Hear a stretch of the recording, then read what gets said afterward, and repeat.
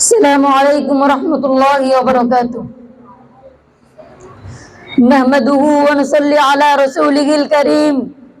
أما بعد فأعوذ بالله من الشيطان الرجيم. بسم الله الرحمن الرحيم. واستعينوا بالصبر والصلاة وإنها لكبيرة إلا على الخاشعين. صدق الله العظيم. وقال رسول الله صلى الله عليه وسلم: الوضوء مفتاح الصلاة والصلاة مفتاح الجنة أو كما قال عليه الصلاة والسلام. আলহামদুলিল্লাহ, নাজিরনগর নূরে মদিনা ইসলামিয়া মাদ্রাসা কর্তৃক আয়োজিত সাপ্তাহিক প্রশিক্ষণমূলক বক্তৃতা সেমিনারের সম্মানিত সভাপতি, বিজ্ঞ বিচারক ও সুদক্ষ পরিচালক ও আমার সামনে বসে থাকা বাংলার দূর দূরান্ত থেকে আগত এক ঝাঁক পিপাসু ছাত্র ভাইয়েরা, আপনাদের সকলকে জানাই আন্তরিক শুভেচ্ছা ও মোবারকবাদ। আজকে যদি আল্লাহ আমাকে তৌফিক দান করেন, তাহলে আমার সালাত সম্পর্কে আপনাদেরকে সংক্ষিপ্ত কিছু বক্তব্য শোনানোর জন্য চেষ্টা করব। আল্লাহ তাআলা 1 নম্বর পারা সূরা বাকারার 45 নম্বর আয়াতে বলেন: ওয়াস্তাঈনু বিস-সাবরি ওয়াস-সালাহ ওয়া ইন্নাহা লাকাবীরাতুন ইল্লা আলাল খাশিঈন। তোমরা ধৈর্য এবং নামাজের মাধ্যমে আল্লাহর কাছে প্রার্থনা করো, কারণ ধৈর্য একটি বড় গুণ। ধৈর্যের ফল অনেক ভালো মিষ্টি। যারা দুনিয়াতে নামাজ পড়ে আল্লাহ তাআলা তাদেরকে জান্নাতে দিবেন। আল উযু মিফতাহুস সালাহ, ওযু হচ্ছে নামাজের চাবি। নামাজ যেমনি জান্নাতের চাবি, ওযু নামাজের চাবি। আপনি নামাজ ছাড়া যেমনি জান্নাতে যেতে পারবেন না, ওযু ছাড়া নামাজ যেতে পারবে না। নামাজে যাওয়া মানে নামাজ পড়তে পারবেন না, পড়লে আপনি কাফের হয়ে যাবেন। কারণ এই নামাজ আল্লাহ একটা ছোটখাটো ইবাদত নয়। আল্লাহর নিজের হাবিবকে মেরাজে নিয়ে তার সাথে সরাসরি আল্লাহ এই উপহারটা আমাদের জন্য দিয়েছেন। তাই এটা আমার অজু করে সুন্দরভাবে পড়ব।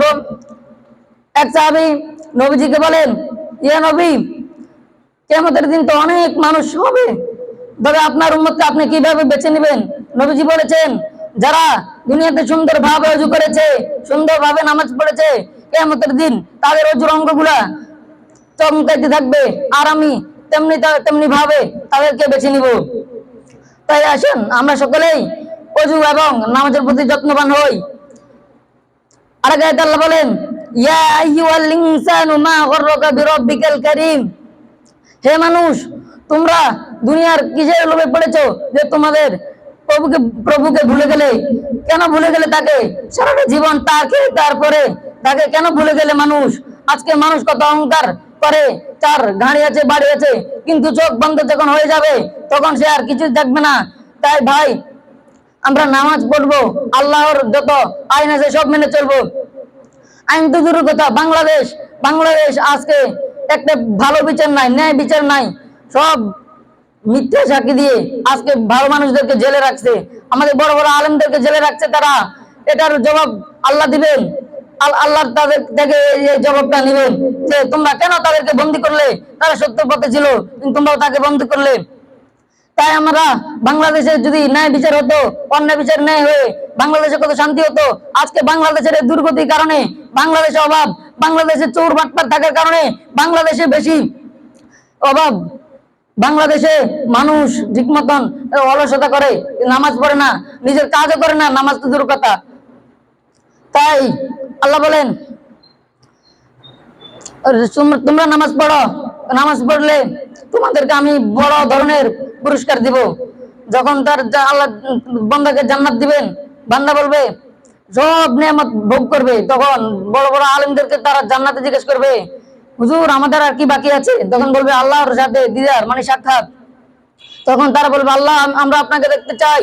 আল্লাহ তার কুদরতি চেহারা জান্নাতে বেশি দিবেন।